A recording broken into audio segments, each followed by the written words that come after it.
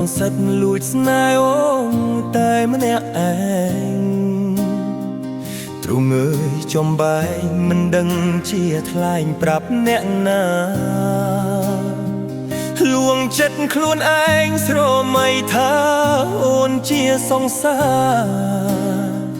តាមពិតជីវ៉ាមិនដឹងខ្លួនថាបងស្នេហ៍អូនឡើយអូនទុករូបបងជាមិត្តម្នាក់បងក៏ដឹង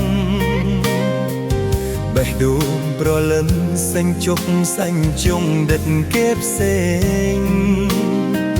ពេលអូនរំលឹកពីគេនោះបងសោកសង្រេងក៏ហាក់ខ្លួនឯងខំប្រុងញយឹមលើកទឹកចិត្តស្រីទោះបីដឹងថាឈឺផ្សាប៉ុណ្ណាក៏ស៊ូទ្រាំដើម្បីមាសមុំជួបមនុស្សដែលស្ងួនអូនស្រឡាញ់បងស៊ូចាកចេញចុះចាញ់ចិត្តខ្លួនឯង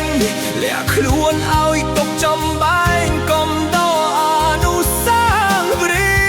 យ៍ទោះជាយ៉ាងណាក្តីស្នេហាជូនអូនហើយជូនពរត្រាំងត្រៃបាក់ក្តីសុខនឹងគេចងសូមអូនគិតថាមានបងម្នាក់នៅស្រណោះហើយជាបុរសគិតដល់អូនលុះរៀងអើយ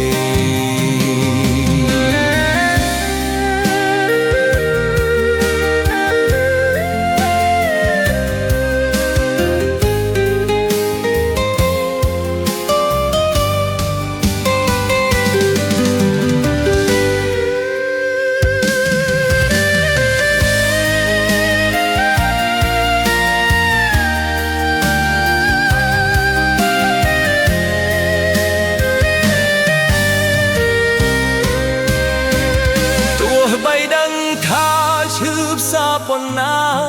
ក៏ស៊ូទ្រាំដើម្បីមាសមុំជួបមនុស្សដែលស្ងួនអូនស្រឡាញ់បងស៊ូចាកចេញចុះចាញ់ចិត្តខ្លួនឯ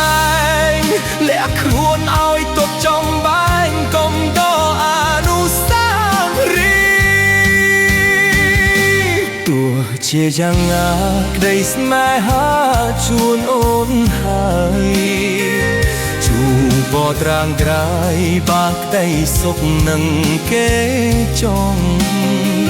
សូមអូនគិតថាមានបងម្នាក់នៅស្រណោះហើយជាបុរសគិតដល់អូន